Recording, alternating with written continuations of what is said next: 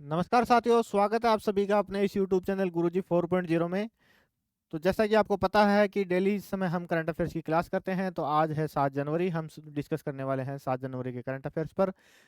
तो एक बार बताएंगे आप सब लोग कैसे हैं, कैसी चल रही है आपकी तैयारी। उम्मीद है अच्छी होगी, तैयारी भी आपकी अच्छी चल रही होगी। तो एक बार बताएंगे आप सब लोग कैसे हैं। तो हम शुरुआत करने वाले हैं 7 जनवरी की करंट अफेयर्स की। चलते हैं आज के पहले क्वेश्चन पर। उससे पहले मैं आपसे पूछना चाहूँगा कि आपने पिछली क्लासों का रिवीजन किया कि नहीं किया। रिवीजन के लिए डेली मैं आपको बताता हूँ कि हमें क्या करना होता है। या तो हम वीडियो को 2x स्पीड पे देख लें, या फिर 2x स्पीड की बजाय हम डेली करंट अफेयर्स की पीडीएफ हमारे टेलीग्राम चैनल पर प्रोवाइड करवाते हैं फ्री ऑफ कॉस्ट। तो उसको आप ज्वाइन कर सकते हैं। हमारा टेलीग्राम चैनल है गुरुजी 4 एग्जाम के नाम से। ठीक है, तो चलते हैं, करते हैं शुरुआत 7 जनवरी के करंट अफेयर्स पर। आज का पहला क्वेश्चन है अपना, भारतीय सेना ने भारतीय सेना ने हाल ही में किस उन्नत लंबी दूरी के रॉकेट लॉन्चर सिस्टम की आपूर्ति के लिए एनआईबीई लिमिटेड के साथ एक अनुबंध हस्ताक्षर किए हैं। तो कौन से के साथ के लिए किए हैं वो, सूर्यास्त्र जो रॉकेट लॉन्चर है उसके लिए एनआईबीई लिमिटेड के साथ अनुबंध पर हस्ताक्षर किए हैं। किसने किए हैं? भारतीय सेना ने। भारतीय सेना ने लंबी दूरी के रॉकेट लॉन्चर सिस्टम सूर्यास्त्र के लिए एनआईबीई लिमिटेड के साथ 293 करोड़ रुपए के अनुबंध पर हस्ताक्षर इन्होंने किए हैं। सूर्यास्त्र की मारक क्षमता 150 किलोमीटर से 300 किलोमीटर है और इसका भारत का पहला made in India universal multi calibre rocket launcher होगा। जो सूर्यास्त्र रॉकेट लॉन्चर है उसकी मारक क्षमता कितनी है? 150 से 300 किलोमीटर। कितनी है? 150 से 300 किलोमीटर। और यह भारत का पहला made in India universal multi calibre rocket launcher है। परीक्षण के दौरान 5 मीटर से कम सर्कुलर एरर प्रोबेबल के साथ उच्च सटीकता ये प्राप्त करता है। सूर्यास्त्र परिचालन लचीलेपन को बढ़ाते हुए 100 किलोमीटर तक घूमती हुई गोला बारूद को फायर कर सकता है। जो सूर्यास्त्र है परिचालन जो लचीलापन होता है, मतलब जो जिगजैग तरीके से जो रॉकेट्स चलते हैं उनको ट्रैक करते हुए 100 किलोमीटर तक घूमती हुई गोला बारूद को ये फायर कर सकता है। एनआईबीई ने भारत में सूर्यास्त्र के निर्माण के लिए जुलाई 2025 में इजराइल के एल्बिट सिस्टम के साथ एक प्रौद्योगिकी सहयोग समझौते पर हस्ताक्षर इन्होंने किए हैं। यह भारत में निर्मित 300 किलोमीटर की मारक क्षमता वाला पहला उच्च परिशुद्धता रॉकेट लॉन्चर है जो आत्मनिर्भर भारत का समर्थन करता है। 26 दिसंबर 2025 को रक्षा अधिग्रहण परिषद ने आपातकालीन खरीद शक्तियों को मंजूरी दे दी, जिससे बिना किसी मंजूरी के 300 करोड़ तक के अनुबंध की अनुमति मिल गई है। ईपी प्रावधानों के अनुसार डिलीवरी 6 महीने के भीतर शुरू होनी चाहिए और अनुबंध की तारीख 1 वर्ष के भीतर पूरी होनी चाहिए। भारत द्वारा खरीदे गए मुख्य इजरायली हथियारों में ब्राक 1 और ब्राक 8, एसएएम स्पाइडर त्वरित प्रतिक्रिया, एसएएम और स्पाइक एटीजीएम इसमें शामिल हैं। तो चलते हैं नेक्स्ट क्वेश्चन पर। नेक्स्ट क्वेश्चन पर चलने से पहले मैं बता दूं कि हम केवल हिंदी मीडियम वाले क्वेश्चंस का डिस्कशन करते हैं, जिससे कि हमारी जो क्लास है उसकी ड्यूरेशन लंबी ना हो सके, रिवीजन करने में भी आपको थोड़ा सा बेहतर रहे। इस वजह से हम केवल हिंदी जो क्वेश्चन है उन्हीं पे डिस्कशन करते हैं। इंग्लिश मीडियम के जो मेरे साथी हैं वो आप इंग्लिश मीडियम हम उनके लिए उपलब्ध करवाते हैं, तो आप इंग्लिश मीडियम देख लीजिएगा। ठीक है, तो चलते हैं नेक्स्ट क्वेश्चन पर। ये उसका डिस्कशन है, आप देख लीजिएगा। अब चलते हैं आज के नेक्स्ट क्वेश्चन पर। निरसन एवं संशोधन अधिनियम 2025 के तहत कितने अप्रचलित अधिनियमों को निरस्त किया गया है? तो निरसन एवं संशोधन अधिनियम जो हमारा शीतकालीन सत्र चल रहा है संसद का, उसमें चला 2025। तो उसमें जो अप्रचलित अधिनियम थे 71, 71 उनको निरस्त कर दिया गया है। किसके द्वारा? संसद के द्वारा। चलिए इसके बारे में और जानकारी लेते हैं। निरसन और संशोधन अधिनियम 2025 संसद के शीतकालीन सत्र के दौरान पारित किया गया था। इस अधिनियम का उद्देश्य अप्रचलित और अनावश्यक कानूनों को हटाकर भारत के कानूनी ढांचे को सरल बनाना है। इस अधिनियम के तहत 1886 से 2023 के कुल 71 अप्रचलित अधिनियमों को निरस्त कर दिया गया। जो अंग्रेजों के जमाने से 1886 से और 2023 तक जो अप्रचलित अधिनियम चल रहे थे, जो किसी काम के नहीं थे, अनावश्यक थे, उनको निरस्त कर दिया गया है। निरस्त किए गए कानून वर्तमान वैधानिक ढांचे में अब प्रासंगिक या आवश्यक नहीं थे। अधिनियम स्पष्टता और स्थिरता के लिए चयनित मौजूदा कानूनों के लक्षित संशोधन करता है। संशोधित 4 मुख्य कानूनों में सिविल प्रक्रिया संहिता, सामान्य धारा अधिनियम, उत्तराधिकार अधिनियम और आपदा प्रबंधन अधिनियम इसमें शामिल है। संशोधन वर्तमान प्रशासनिक आवश्यकताओं के साथ कानून को संरेखित करने पर ध्यान केंद्रित करते हैं। और अधिनियम में मौजूदा अधिकारों और कानूनी निरंतरता की रक्षा के लिए एक बचत अनुभाग इसमें शामिल है। तो चलते हैं आज के नेक्स्ट क्वेश्चन पर। आज का अगला क्वेश्चन है अपना, भारत का पहला व्यावसायिक स्तर का उष्णकटिबंधीय RAS आधारित रेनबो ट्राउट एक्वाकल्चर फार्म किस राज्य में स्थापित किया गया है? कौन से राज्य में स्थापित किया गया है? वो तेलंगाना में। कौन से राज्य में स्थापित किया गया है? तेलंगाना में। चलिए इसके बारे में और जानकारी लेते हैं। भारत ने तेलंगाना में एक स्मार्ट ग्रीन एक्वाकल्चर फार्म और अनुसंधान संस्थान का उद्घाटन किया है। यह सुविधा भारत में प्रौद्योगिकी संचालित जलीय कृषि की ओर बदलाव प्रतीक है। फार्म एक रिसर्कुलेटरी एक्वाकल्चर सिस्टम RAS, जो ये है RAS की फुल फॉर्म क्या है? रिसर्कुलेटरी एक्वाकल्चर सिस्टम का उपयोग करता है। यह परियोजना भारत का पहला व्यावसायिक पैमाने का उष्णकटिबंधीय RAS आधारित रेनबो ट्राउट फार्म है। रेनबो ट्राउट पारंपरिक रूप से ठंडे पानी की मछली की प्रजाति है। जो रेनबो ट्राउट है ये क्या है? एक ठंडे पानी की मछली है, उसी की ये रेनबो ट्राउट प्रजाति है। यह सुविधा उष्णकटिबंधीय जलवायु में साल भर ट्राउट खेती को प्रदर्शित करती है। यह फार्म कंदुकर मंडल, रंगारेड्डी जिले, तेलंगाना में स्थित है। तो तेलंगाना का जो रंगारेड्डी जिला है उसमें कंदुकर मंडल है, उसमें ये फार्म स्थित है। इस सुविधा का उद्घाटन 5 जनवरी 2026 को किया गया। तो इसका उद्घाटन कब किया गया? 5 जनवरी 2026 को किया गया। चलते हैं नेक्स्ट क्वेश्चन पर। अगला क्वेश्चन है आज का अपना, जनवरी 2026 में किस IAS अधिकारी को संसदीय कार्य मंत्रालय के सचिव का अतिरिक्त प्रभार दिया गया है? तो कौन से को दिया गया है? वो नीरज वर्मा को। किसको दिया गया है? नीरज वर्मा को। चलते हैं इसके बारे में और जानकारी लेते हैं। कैबिनेट की नियुक्ति समिति ने जनवरी 2026 में प्रमुख वरिष्ठ IAS पोस्टिंग को मंजूरी दी है। P बालाकिरण केरल कैडर के 2008 बैच के IAS अधिकारी हैं। P बालाकिरण कार्मिक एवं प्रशिक्षण विभाग में संयुक्त सचिव के पद पर कार्यरत हैं। P बालाकिरण की केंद्रीय प्रतिनियुक्ति 28 फरवरी 2026 को 2 साल के लिए बढ़ा दी गई है। तो विस्तार के साथ P बालाकिरण की कुल केंद्रीय प्रतिनियुक्ति 7 साल तक बढ़ जाएगी। DOPT भारत में कार्मिक प्रबंधन और सिविल सेवा प्रशिक्षण के लिए नोडल विभाग है। और नीरज वर्मा असम मेघालय कैडर के 1994 बैच के IAS अधिकारी हैं। नीरज वर्मा का वर्तमान में कानून और न्याय मंत्रालय के न्याय विभाग में सचिव के रूप में ये कार्यरत है। नीरज वर्मा को संसदीय कार्य मंत्रालय के सचिव का अतिरिक्त प्रभार दिया गया है।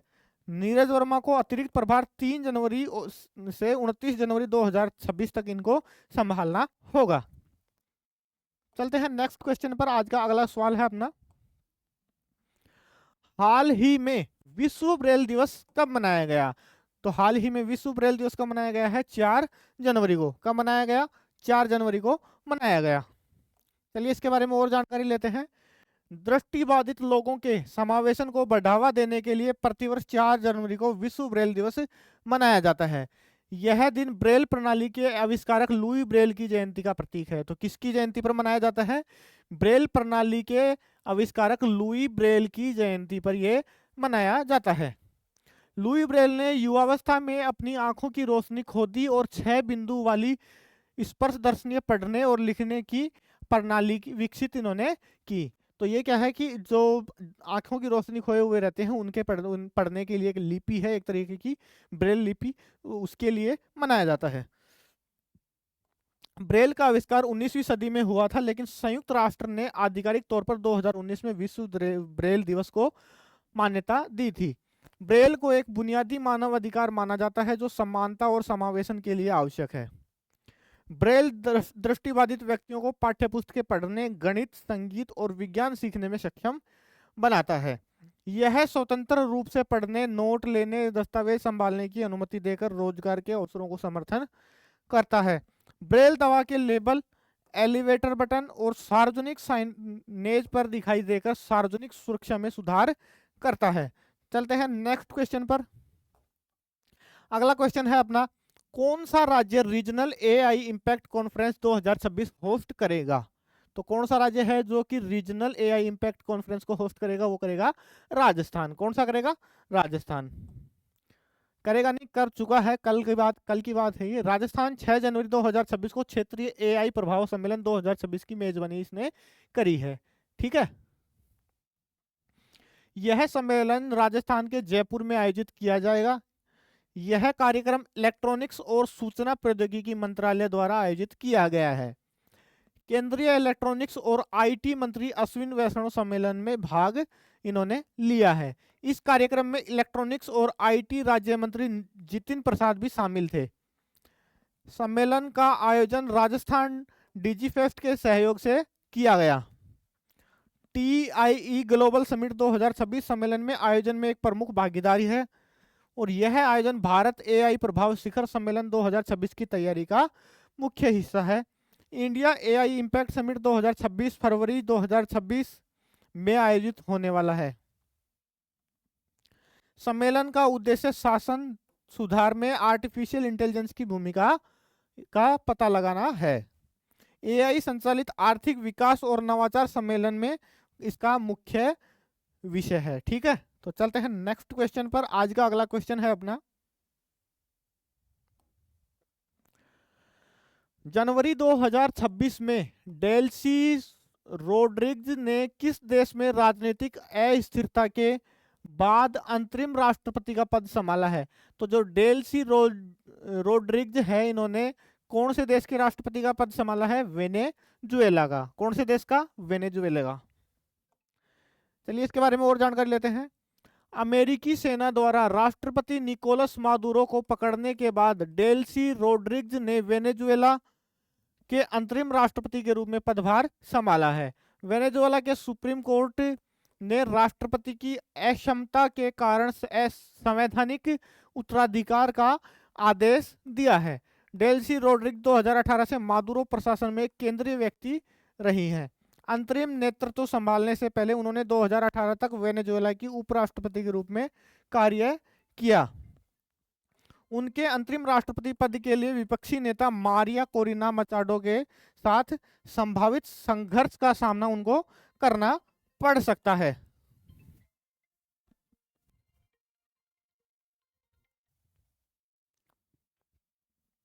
तो ये इंग्लिश वर्जन है उसका, आप इंग्लिश मीडियम वाले साथी देख लेंगे। अब चलते हैं नेक्स्ट क्वेश्चन पर। आज का अगला क्वेश्चन है अपना, 2025 में भारत किस देश को पछाड़कर दुनिया का सबसे बड़ा चावल उत्पादक देश बन गया है? तो जो 2025 में है वो भारत चावल का सबसे बड़ा उत्पादक देश बन गया है। कौन से देश को पिछाड़कर? चीन को। सबसे ज्यादा चावल उत्पादक देश कौन सा था? चाइना था, लेकिन अब चाइना को पीछे छोड़कर भारत सर्वाधिक चावल का उत्पादन करने वाला देश बन गया है। 2025 में भारत का चावल उत्पादन 152 मिलियन टन को पार कर गया है और चीन को पछाड़कर दुनिया का सबसे बड़ा उत्पादक देश बन गया है। केंद्रीय मंत्री शिवराज सिंह चौहान ने 2025 में भारत को दुनिया का चावल का राजा कहा है। भारत ने 2025 में ICAR द्वारा विकसित 25 फसलों की 184 नई किस्मों का उद्घाटन इन्होंने किया है। पिछले 10 वर्षों में भारत ने 3200 से अधिक नई बीज किस्में विकसित की हैं और वैश्विक चावल उत्पादन में भारत की हिस्सेदारी 2025 में बढ़कर 28% से अधिक हो गई। USDA ने भारत की चावल उत्पादन उपलब्धि को स्वीकार किया। भारत के लिए 152 मिलियन टन और चीन के लिए 146 मिलियन टन की रिपोर्ट पेश की है। तो भारत का जो उत्पादन है वो 152 मिलियन टन है और चाइना का उत्पादन कितना है? 146 मिलियन टन रहा है।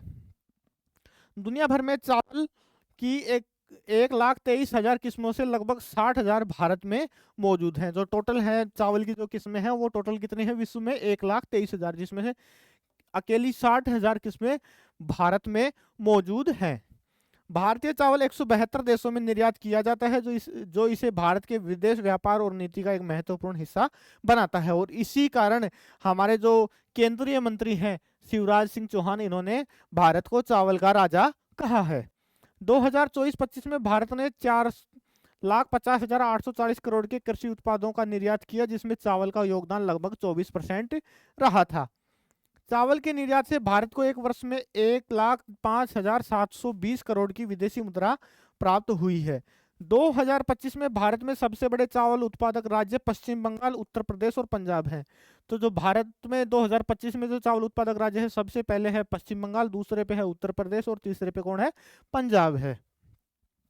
अन्य प्रमुख चावल उत्पादक राज्यों में आंध्र प्रदेश, तमिलनाडु, ओडिशा, तेलंगाना और बिहार भी इसमें शामिल है। आज़ादी के समय भारत में सालाना केवल 20.58 मिलियन टन चावल का उत्पादक होता था। चलते हैं नेक्स्ट क्वेश्चन पर। ये क्वेश्चन शायद इसमें आया नहीं, मैं इंपोर्ट करता हूं इसको।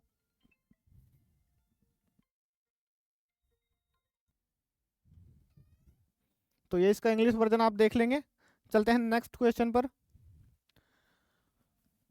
केंद्रीय रेशम बोर्ड बेंगलुरु के निदेशक वित्त के रूप में किसे नियुक्त किया गया है? तो किसे नियुक्त किया गया है? वो पीएस गिरीशा को। किसको नियुक्त किया गया है? पीएस गिरीशा को नियुक्त किया गया है। तो इसके बारे में और जानकारी लेते हैं हम।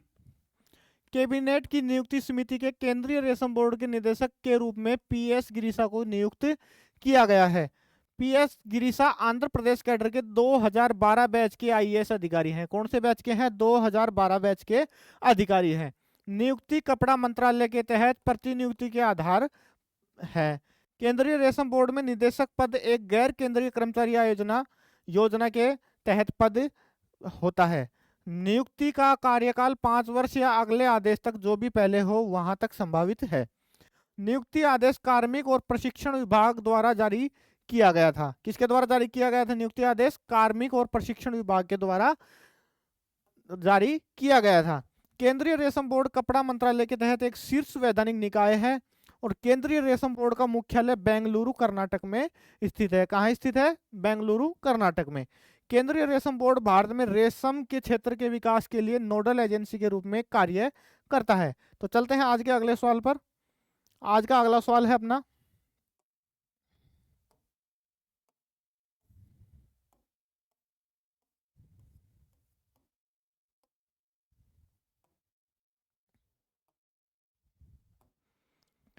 दो 2025 के जेएनयू अध्ययन के अनुसार दिल्ली की शहरी हवा में कौन सा बैक्टीरिया मल्टीड्रग प्रतिरोधी पाया गया है? तो कौन सा पाया गया है? वो पाया गया है स्टेफिलोकोकस। कौन सा पाया गया है? स्टेफिलोकोकस पाया गया है। इसके बारे में और जानकारी लेते हैं।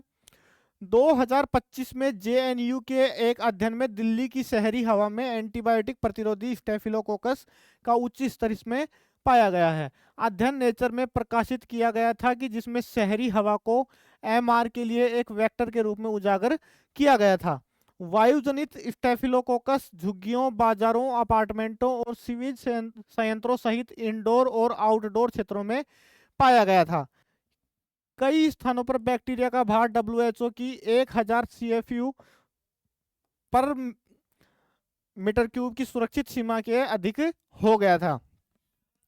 कई उपभेद मल्टीड्रग प्रतिरोधी ने थे जो पेनिसिलिन और मैक्रोलाइड्स के लिए टेट्रासाइक्लिन का प्रतिरोध करते थे। मेथिसिलिन प्रतिरोध के लिए जिम्मेदार MECA जीन कई उपभेदों को मौजूद था। वायुजनित सुपरबग सर्दियों में सबसे अधिक केंद्रित थे जो खराब वायु फैलाव और प्रदूषण से जुड़े हुए थे। शहरी वायु केवल अस्पतालों या पानी के लिए ही नहीं बल्कि प्रतिरोधी बैक्टीरिया के लिए भंडार और संचरण मार्ग के रूप में कार्य करती है। बाहरी कर्मचारियों और भीड़ भाड़ वाले इलाकों में रहने वाले लोगों के लिए जोखिम का खतरा अधिक होता है। AMR को ऐसे सूक्ष्म जीवों के रूप में परिभाषित किया गया है जो रोगाणुरोधी दवाओं का विरोध करते हैं जिससे उपचार अप्रभावी हो जाता है। सुपरबग कई एंटीबायोटिक दवाओं के प्रति प्रतिरोधी सूक्ष्म जीव है और भारत में MR के पर्यावरणीय चालकों के खराब सीवेज उपचार, फार्मास्यूटिकल अपशिष्ट पदार्थ और उच्च वायु प्रदूषण इसमें शामिल है। तो ये थे आज के अपने करंट अफेयर्स के क्वेश्चंस जो कंप्लीट हुए। अब मैं आपको बताता हूं कि जैसे मैं डेली आपको बताता हूं, आज फिर से आपको एक बार रिवाइज करवा देता हूं कि गुरुजी 4.0 आपके लिए, मतलब आपके जो छोटे भाई बहन हैं जो 12th PCM या PCB से संबंध रखते हैं, उनके लिए एक शानदार ऑफर लेके आया है। एग्जाम में बहुत कम समय बचा है और रिवीजन के लिए हम भरपूर प्रयास कर रहे हैं कि आपके लिए एक बेहतर से बेहतर कंटेंट प्रोवाइड करवाया जाए। तो उसके लिए जो हमारा बैच चला हुआ है गुरुजी 4.0 जो हमारा चैनल है उस पर आपको डेमो वीडियो है वो मिल जाएंगी। और कोर्स अगर आप परचेज करना चाहते हैं तो प्ले स्टोर से गुरुजी 4.0 ऐप जो है आप डाउनलोड करके हमारा कोर्स परचेज कर सकते हैं। ठीक है, तो ये हमारा था आज की क्लास। उम्मीद है आपको क्लास अच्छी लगी होगी। अच्छी लगी हो तो क्लास को लाइक करें, शेयर करें और चैनल को सब्सक्राइब करना ना भूलें। आज की वीडियो में इतना ही, मिलते हैं कल की वीडियो में, तब तक के लिए धन्यवाद।